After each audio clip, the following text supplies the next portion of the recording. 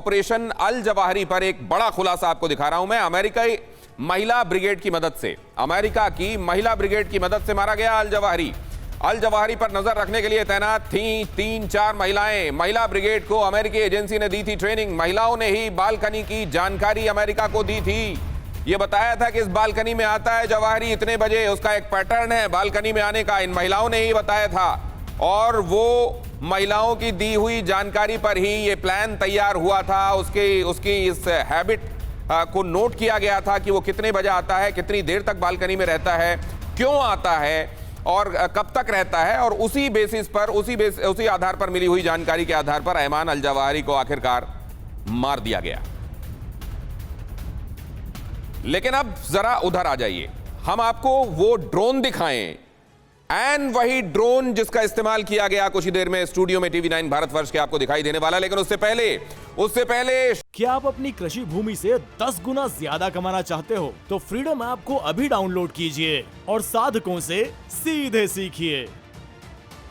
Shamsi air base कहां पर है ये समझ लीजिए, पाकिस्तान की भूमिका क्या है ये समझ लीजिए। और क्यों मैंने जेड तरार से पूछा कि पाकिस्तान की भूमिका को आप कैसे लेंगे, आतंकवाद से लड़ने वाले देश के तौर पर, अपने साथी के तौर पर, या खुद भी आतंकियों को प्रोड्यूस करने वाले देश के तौर पर। क्योंकि पाकिस्तान का चरित्र ऐसा रहा है कि वो डॉलर के बदले ही आतंकियों का सौदा कर देता है और डॉलर के लिए ही आतंकियों को पनपाता भी है। जरा देखिए, ब्रह्मास्त्र डील फॉर डॉलर्स। अब जरा वो जगह देखिए जहां से होकर वो ड्रोन उड़ा जो ब्रह्मास्त्र की तरह गया और अल जवाहरी का काम तमाम करके आ गया। यहां पर आपको ब्रह्मास्त्र दिखाते हुए ये जानकारी मैं आपको देना चाहूंगा। देखिए वो रास्ता, यहां पर ये शम्सी एयरबेस है, यहीं से इस ड्रोन ने उड़ान भरी और ये गया काबुल की तरफ।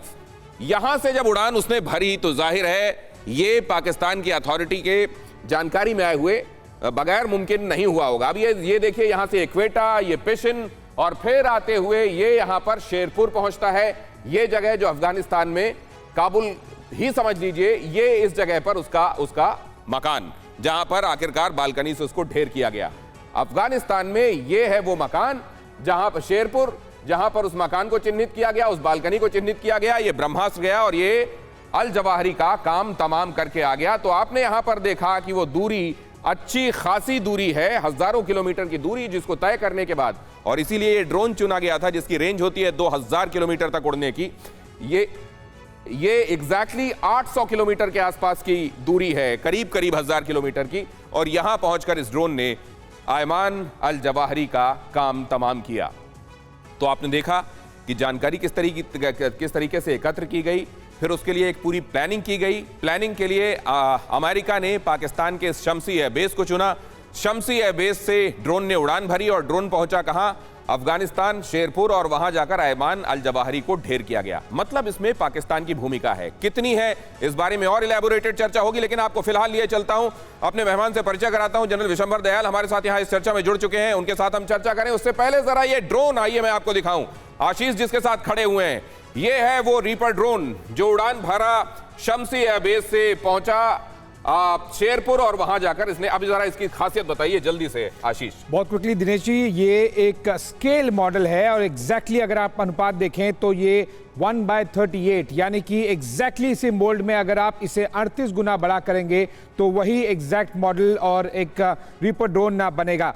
भारत के लेकर भी इसमें काफ़ी ज़्यादा रुचि है, लेकिन उस पर मैं लास्ट में आऊँगा। ये आपको सबसे पहले बहुत क्विकली फीचर्स बता दूं। इसका विंग स्पैन, यानी कि इसकी जो चौड़ाई है, ये आप देखिए लगभग 66-67 फीट है, और इसकी जो ऊंचाई है ये लगभग 15 फीट है, और लंबाई लगभग 36 फीट। लेकिन इसमें जो फीचर्स हैं, ये दुनिया का सबसे घातक UAV है। वो इसलिए क्योंकि इसके जो आपको नीचे बेस पे दिखाई देगा, ये देखिए, ये जो आपको होल्डर सा दिखाई दे रहा है उसके बेस में, क्लोजअप में आपको दिखाई देगा, यहीं पर हेल फायर मिसाइल या फिर कोई और वेपन, एग्जैक्टली यहीं पर, ये जो आपको नीचे आपको बेस दिखाई दे रहा है, ये जो बेस यहीं पर एग्जैक्टली यहां पर लगती है हेल फायर। अभी इस मामले में हेल फायर लगी थी, बिल्कुल एक नहीं, हेल फायर, करेक्ट, एक नहीं दो। और इसमें खासियत यह है कि इसे बंद रखा जाता है, तभी रडार में क्रॉस सेक्शन नहीं होता, जल्दी डिटेक्ट नहीं होता है, केवल मिसाइल रिलीज के टाइम पे इसे खोला जाता है। इसके अलावा क्विकली आप देखिए, यहां पर ये जो आपको ठीक इसके नीचे दिखाई देगा, ये आपको नाइट विजन और साथ ही साथ लेजर पॉट का भी इस्तेमाल होता है। यानी कि अल जवाहरी पे जब इसका इस्तेमाल किया गया होगा, बहुत हद तक इस लेजर पॉट का इस्तेमाल करके या फिर इस सिस्टम का इस्तेमाल करके फेशियल रिकग्निशन का इस्तेमाल किया गया होगा और उसके बाद में ही ये हेलफायर रिलीज हुआ होगा। सामने जो आपको टिप दिखाई दी गई ये रेडार सर्वेलेंस के लिए है, क्योंकि इसे अनडिटेक्टेड उड़ना है, जो कि सबसे खास बात है यूएवी की। इसके अलावा जो आपको टेल विंग्स दिखाई देंगे इसके नेविगेशन के लिए आप जीपीएस कोऑर्डिनेट एक बार भर दीजिए मिलिट्री वाले और ये पहुंच जाएगा वहां पर। लेकिन जो विंग स्पैन पर इसे लगभग 24 से 36 घंटे तक का इसका ड्यूरेशन बढ़ाया जा सकता है, क्योंकि यहां पर भी आप एडिशनल फ्यूल पॉट्स लगा सकते हैं। भारत के point of view Dinesh ji इसका ज्यादा महत्व इसलिए भी है क्योंकि इंडियन आर्मी, नेवी और एयरफोर्स भी जल्द ही इस तरह के ड्रोन या हो सकता है एग्जैक्टली यही ड्रोन ले, और तब चाहे सर्जिकल स्ट्राइक हो या फिर बालाकोट स्ट्राइक, अभिनंदन को वहां जाना नहीं पड़ेगा। जैसे अमेरिका ने आज अल जवाहिरी के ऊपर ऑपरेशन किया, इस तरह के ड्रोन अगर भारतीय थल सेना, नौसेना, वायुसेना के पास आ जाएं तो यही सर्जिकल स्ट्राइक करेगा, यही बालाकोट स्ट्राइक करेगा। तो ये हिंदुस्तान के लिए क्या अहमियत है, ये भी आशीष ने आपको बताया। इस रीपर ड्रोन की खासियत क्या है ये भी आप जान गए, और ये भी जान गए कि आने वाले दिनों में जो वॉरफेयर होने वाला है उसका स्वरूप एकदम बदल जाएगा। आप पायलट्स को उस जगह पर जाकर ऑपरेशन अंजाम देने की जरूरत नहीं है, इस तरह के ड्रोन ही काम चला देंगे। विशंबर जी से बेहतर कौन होगा ये बताने के लिए कि किस तरीके से पूरा स्वरूप बदल रहा है। ये अहम खबर देखिए और उसके बाद विशंबर साहब से सवाल। ऑपरेशन अल जवाहिरी में एक और बड़ा अपडेट, अल जवाहिरी के घर की लेटेस्ट तस्वीर आई सामने।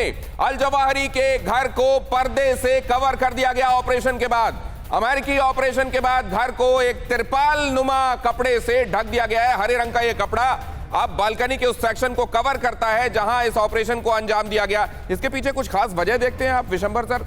ओसामा की बॉडी को दिखाई नहीं देना, उसको समुद्र में फेंक देना, उसका बरियल समुद्र के भीतर कर देना, यहां आप देख रहे हैं उस जगह को कवर कर देना, इसके पीछे कोई मंशा होती है, कोई विशेष वजह होती है? नहीं, देखिए इसको तो कवर अब तालिबान ने किया होगा ना। इसको तो आज अफगानिस्तान में, तो अफगानिस्तान की टेरिटरी के अंदर है, काबुल के पास है। तो एक तरीके से ये तालिबान के मुंह पर तमाचे की तरह है, इसलिए उसको वो ढक देना चाहता है। नहीं, ऐसा नहीं हो सकता। देखिए दिनेश, इसमें बहुत व्हील्स विद इन व्हील्स हैं। पहले तो अमेरिका को आपको दाद देनी पड़ेगी कि एक साल पहले 15 अगस्त के आसपास पिछले साल वो यहाँ से जिस डिसऑर्गेनाइज्ड वे से उसने विड्रॉल किया था, और उसके साथ उन्होंने एक ऑपरेशन इसी तरह का किया था अगर आपको याद हो, और उसमें काफ़ी 3-4 कैजुअलिटीज हो गई थी और एक घर को तबाह कर दिया था। तो ये कोई उनकी महिला ब्रिगेड का ऐसा लंबा चौड़ी बात नहीं है। इसमें स्पष्ट सी बात है कि कितनी जल्दी उन्होंने अपनी फॉरेन पॉलिसी को, अपनी स्ट्रैटेजी को रीओरिएंटेट किया। उन्होंने पाकिस्तान को दोबारा से इस खेल के अंदर वो लेके आए हैं। किस तरह से पाकिस्तान को जो आईएमएफ से लोन चाहिए उसकी क्या अहमियत है, किस तरह से 3 दिन पहले पाकिस्तान के चीफ ने आईएमएफ से अपील की थी। पूरा डिटेल डिस्कशन आपसे होने वाला है। मैं अपने बाकी मेहमानों के साथ भी परिचय करा दूं। हमारे साथ विवेक काटजू जी जुड़ने वाले हैं, फॉर्मर एम्बेसडर। खास तौर से इस जगह पर काम करने का उनका खासा अनुभव और आपको बहुत महत्वपूर्ण इंसाइट्स वो दे सकते हैं। हमारे साथ फखर यूसुफजई भी जुड़ रहे हैं पाकिस्तान से, और ज्यादा जानकारी वो देंगे और उनके साथ भी हमारी बातचीत हो सकती है। इनफैक्ट पहले फखर यूसुफजई से ही मैं बातचीत की शुरुआत करना चाहूंगा। इस ऑपरेशन को पाकिस्तान में कैसे देखा जा रहा है फखर?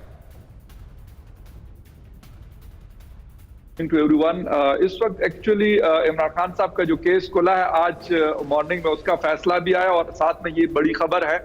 और यकीनन इसको एक जिसे कहते हैं हेडलाइंस में है ये खबर। ऐसा नहीं है कि इसको इग्नोर किया गया। जितना इलेक्ट्रॉनिक मीडिया, प्रिंट मीडिया, सब में ये खबर आ रही, सोशल मीडिया पे इसके ऊपर डिस्कशन हो रही है। और आप लोगों की डिस्कशन भी अभी मैं सुन रहा था, जनरल साहब की और आपकी, कि लोग ये कहते हैं, कुछ लोगों ने ये कहा कि ये शायद अरेबियन सी से जो शिप कैरियर है वहां से ये ड्रोन उड़ा था। अभी थोड़ी देर पहले मैं एक जगह पे बात कर रहा था और मैंने ये कहा था कि ये ड्रोन वहां से नहीं बल्कि ये पाकिस्तान के बेशक शमसी एयरबेस से ना उड़ा हो, किसी और जगह से उड़ा होगा, लेकिन उड़ा यहीं से है। और इसके साथ साथ फिर सबसे इंपॉर्टेंट चीज है ग्राउंड इंटेलिजेंस, क्योंकि इससे पहले भी ड्रोन अटैक्स पाकिस्तान के अंदर तकरीबन 600 से 700 अटैक्स हो चुके हैं। इसी तरीके से अफगानिस्तान में अमेरिकन ड्रोन्स कर चुके हैं। उसके लिए जब तक ग्राउंड सपोर्ट नहीं होती, कोई मतलब जो मर्जी कह दे काबुल के अंदर तालिबान की हुकूमत हो या अशरफ गनी साहब की हुकूमत हो, वो आसान नहीं होता। ड्रोन क्योंकि खुद नहीं जाता, आपने ऑपरेट करना होता है, तो उसके लिए ग्राउंड इंटेलिजेंस थी, उनको इतना पता था। क्योंकि कुछ अरसा पहले ही मैं आपको एक बात बता दूं कि उनकी वाइफ जो है अहमद जवाहिरी साहब की, वो यहाँ से पाकिस्तान से गई थी काबुल में, जहां पे इनका शेरपुर का इलाका है, उनके आउटस्कर्ट है बिल्कुल काबुल का, तो वहां पर। और उसके बाद फिर मतलब इस तरह की चीज होना, तो बहुत सारी चीजें हैं। आईएमएफ का भी आप लोग जिक्र कर रहे हैं और इसके साथ साथ और भी बहुत सारी चीजों का जिक्र कर रहे हैं। लेकिन ये चीज क्योंकि खिचड़ी पक रही थी काफी लंबे अरसे से, एमन जवाहिरी क्योंकि पहले अफगानिस्तान के किसी दूर पार के इलाके में आपने थे, दो फिर सेंट्रल चीजें काबुल में फखर आया। यूसुफजई, दो बातें आप कह रहे हैं। एक तो ये कि अरेबियन सी के ऊपर से आया हो, किया हो, ये मुमकिन नहीं है। आप ये कह रहे हैं कि इस तरह के जो इनपुट्स आ रहे हैं उस पर आपको एतबार नहीं है। दूसरा, आप ये कह रहे हैं कि वो शम्सी एयरबेस बेशक ना हो, लेकिन इस्तेमाल किया गया है पाकिस्तान की धरती का इस ड्रोन को उड़ाने के लिए, और बगैर पाकिस्तान के सपोर्ट के ये मुमकिन नहीं था। आपने ये तीन बातें कही हैं। क्या आप अपनी कृषि भूमि से 10 गुना ज्यादा कमाना चाहते हो तो फ्रीडम ऐप को अभी डाउनलोड कीजिए और साधकों से सीधे सीखिए।